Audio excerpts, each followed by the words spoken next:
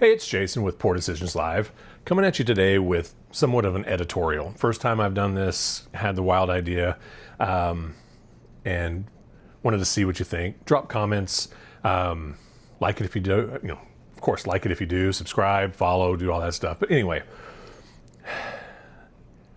the whiskey world has a great example of a scenario that I'm about to paint for you.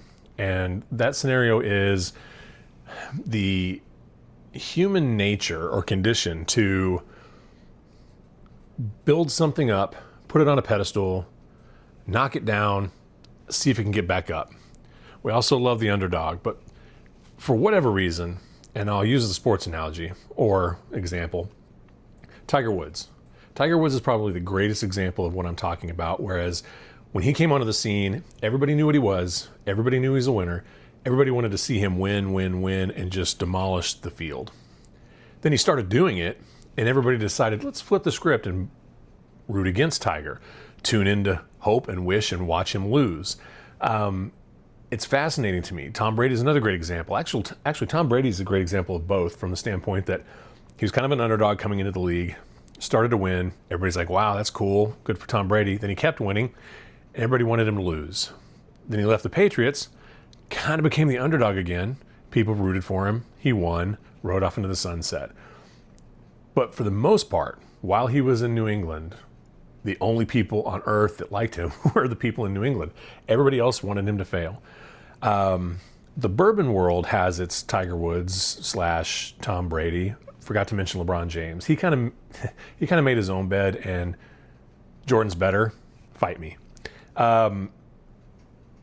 I digress. The whiskey world has its own version of Tiger Woods, Tom Brady, and currently it's Blanton's. This guy. Everybody has kind of started to dogpile Blanton's, and it blows my mind. I can only speak for myself. Actually, I know several people that spent a lot of time trying to get Blanton's, seeking it, hunting it, felt the elation of finally getting a bottle, further elation of getting to try it. And it's good. It's still good. And for some reason, it's become the butt of jokes. People are dogpiling it.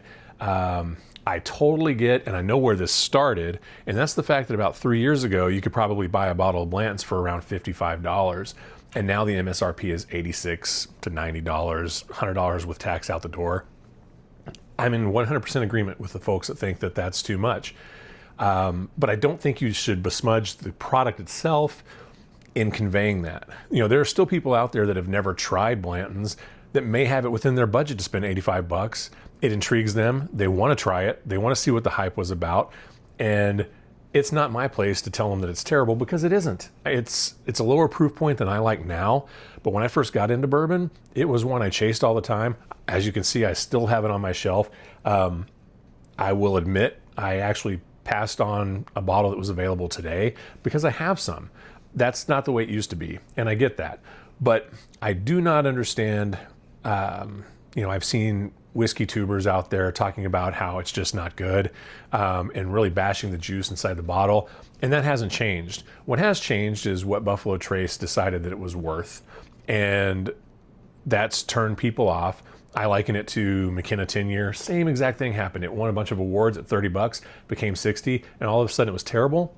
No, it's just priced at a point, which, mind you, I'm getting off on a tangent, but that's a 10-year product, and typically it's $10 for 10 years, so it should be $100 by industry standards. The same people are spending $200 for a 9-year aged are saying that that's overpriced, but that's a whole nother story. But I've seen, there's a store I follow up in the Northeast that does contests, and basically they have a 3-bag deal, and one of them has Pappy under it, and 2, which are the booby prize, I guess, is Blanton's.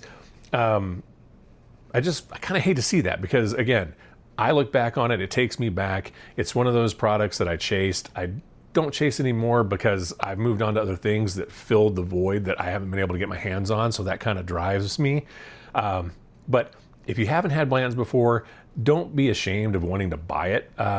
Again, wish you could spend a little bit less on the bottle, but for all practical purposes, it's something that I'm not ashamed to still drink.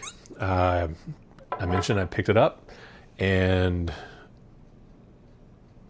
basically still enjoy it. So if you will, in fact, this just came to me. If you will, subscribe, like this video, hit notifications, leave me a comment on what you think. Maybe I'm a complete idiot, I don't know, but I really do feel like Blanton's is getting a rough go of things lately and not a fair shake. And as I said, I'll openly drink it on camera.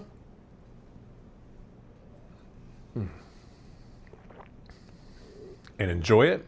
But if you like, subscribe, hit notifications, let me know what you think.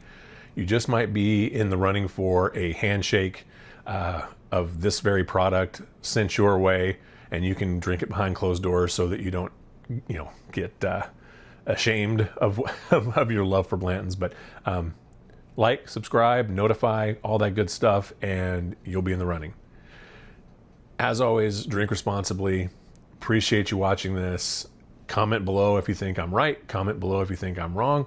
And cheers.